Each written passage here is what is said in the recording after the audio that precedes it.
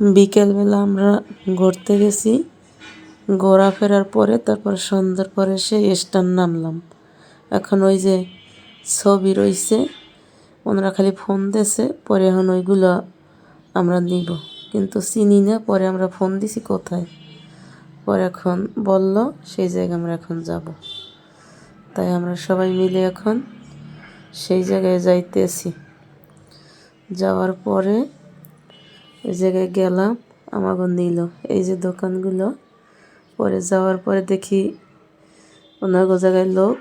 পরে আমরা বলি যে আমরা একটু ঘুরিয়ে ঘুরিয়ে দেখি। এটারে বলে শুটকি পল্লী। এটা হয়েছে কুয়াকাটা যাই স্টাইলে নামার পরই ওই জায়গায় যে জায়গায় গোসল টোসল করে সবাই, এই এর পাশে রাস্তার অপোজিটে। পরে আসলাম, শুটকি দেখলাম। আমরা বিকালবেলা কিনতে চাইছিলাম কিন্তু কিনি নাই, জানি যে এই জায়গায় আছে, বিকেলবেলা দেখে গেছি। তাই দেখলাম দাম ওই একই, ওই জায়গায় যায় এ জায়গায়। তাই দেখে পছন্দ হয়েছে। পরে কিছু কেনাকাটা করলাম আমরা। এখন যা কিনছি টাকায় হয় না, কারণ আমরা টাকা যা নিছি গাড়ি ভাড়া দিছি আর আইছি, টাকা তো নিয়ে যাইনি, রেখে গেছি। এখন কি দিয়ে কিনবো? ওদিকে ওর ছবি নিতে হইবে। পরে দোকানদার বলে বিকাশে টাকা দেওয়া যায়।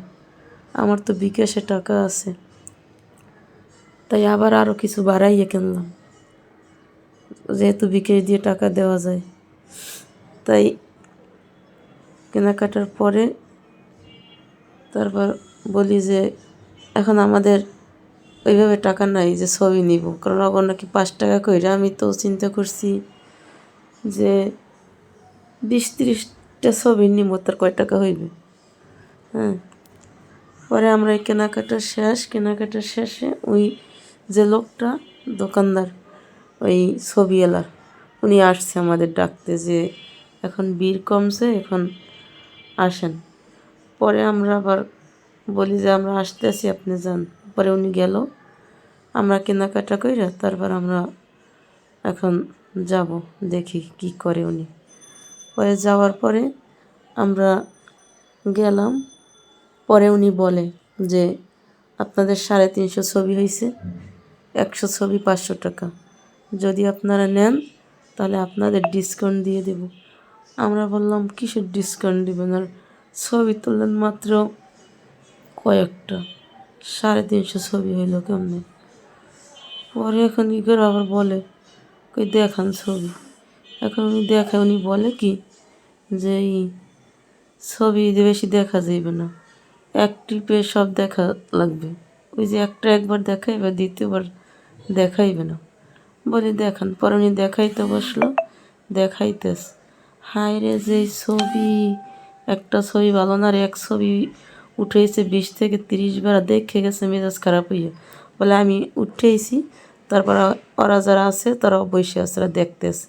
আর আমার মোবাইলটা নিয়ে আমার মোবাইলে ছবি দেবে নিয়ে রাখছে আর কি। হ্যাঁ, পরে আমি বলি কী ছবি তুলছেন এগুলো?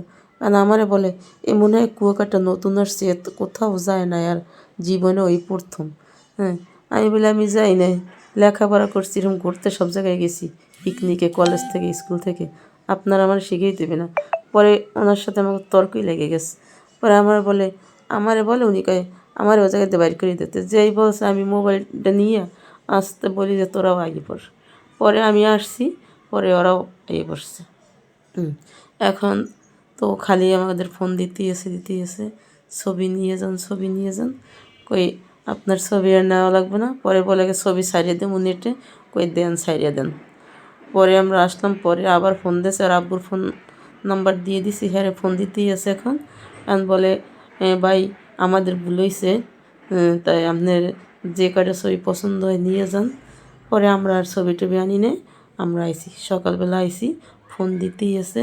এদিকে আসার পরে ফেরিতে বসে আবার দেখা হয়েছে, আরও লোক গেছিল।